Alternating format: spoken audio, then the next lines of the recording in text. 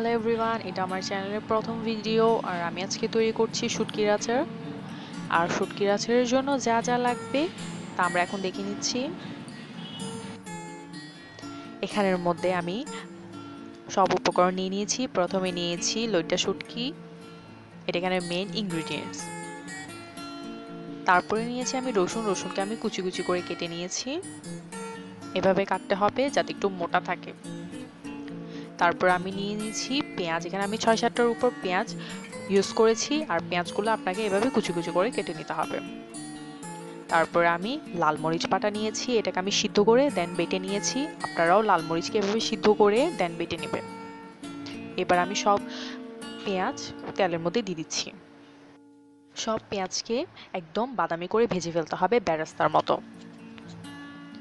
আমি পেঁয়াজগুলো ডুবো তেলের মধ্যে দিয়ে এখন ভেজে নিব।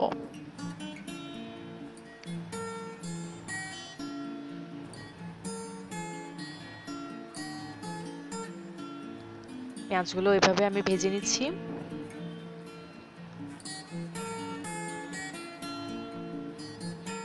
আমার পেঁয়াজগুলো হালকা বাদামি রং হয়ে এসেছে, আমি আরেকটু বাদামি হলে পেঁয়াজগুলো নামিয়ে ফেলবো।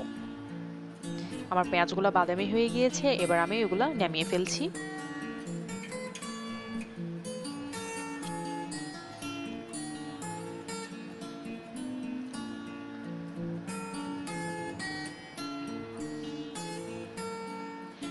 এবার আমি আবার পেঁয়াজগুলো দিয়ে আর বাকিটুকু পেঁয়াজ দিয়ে তা বেরেস্তা করে নামিয়ে ফেলছি। আমার পেঁয়াজ ভাজা শেষ। এভাবে আপনারা পেঁয়াজগুলোকে ভেজে ফেলবেন বেরেস্তার মতো।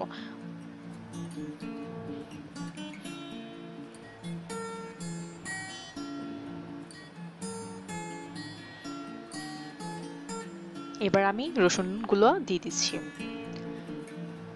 রসুনগুলো ডুবো তেলে ভাজতে হবে। আর রসুনগুলো বাদামি করে ভাজবেন, বেশি গাঢ় করে ফেলবেন না, কারণ রসুন যদি বেশি গাঢ় বাদামি হয়ে যায় তাহলে ওইটা তিতা হয়ে যাবে, তখন খেতে ভালো লাগবে না। আমার রসুনগুলো বাদামি হয়ে গিয়েছে, আমি আরেকটু রেখেই রসুনগুলো নামিয়ে ফেলবো। এবার আমি রসুনগুলো নামিয়ে ফেলছি। এভাবে বাদামি করেই রসুনগুলো নামিয়ে ফেলবেন, বেশি গাঢ় করবেন না।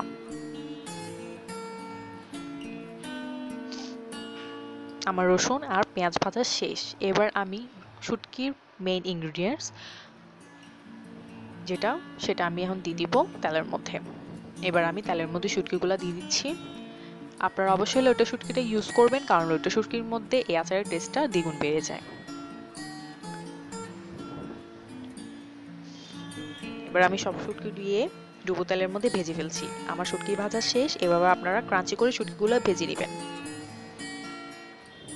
এবার আমি লাল মরিচ বাটাগুলা তেলের মধ্যে দিয়ে ওখানের মধ্যে টেস্টিং সল্ট আর লবণ মিক্স করে ফেলবো।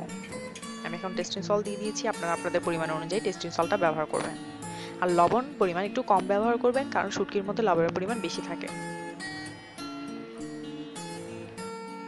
এবার নেড়েচেড়ে 10 মিনিট অপেক্ষা করতে হবে। এভাবে 10 মিনিট হয়ে গেল। এবার আমি এগুলো নামিয়ে ফেলছি।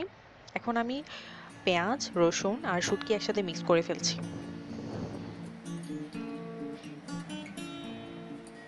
এবার আমি শুটকি দিয়ে দিচ্ছি। সবগুলো উপকরণ একসাথে মিক্স করে ফেলতে হবে।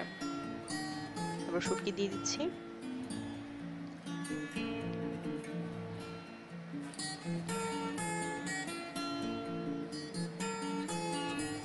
শুটকিগুলো দেওয়ার পর এবার আমি আমার লাল মরিচ বাটাটা দিয়ে দিব।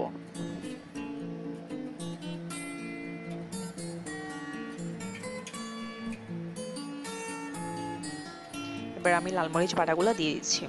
এবার সব উপকরণ একসাথে মিক্স করে ফেলতে হবে। আপনারা হাত দিয়েও মিক্স করতে পারেন অথবা চামচ দিয়েও মিক্স করতে পারেন। আর মিক্সিংটা খুব ইম্পর্টেন্ট, কারণ এবার আমি এখানের মধ্যে লাল মরিচ বাটাটাও দিয়ে দিচ্ছি।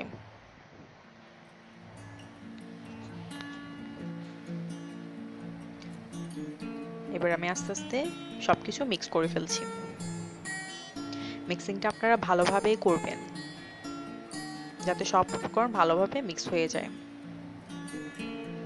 আর আপনাদের বারবার বলছি, এই আচারের মধ্যে আপনারা লবণের পরিমাণটা কম দিবেন, কারণ শুটকির মধ্যে লবণের পরিমাণটা বেশি থাকে। তখন লবণ বেশি দিলে ওটা আর খাওয়া যাবে না, টেস্ট নষ্ট হয়ে যাবে। এবার আমি সব উপকরণ মিক্স করে ফেলেছি। আপনাদের যদি আমার ভিডিওটি ভালো লেগে থাকে তাহলে আমার চ্যানেলটি সাবস্ক্রাইব করবেন, আর যেহেতু এটা আমার নিউ ভিডিও তাহলে কোনো ভুল হয়ে থাকলে তা ক্ষমা করে দিবেন। আল্লাহ হাফেজ।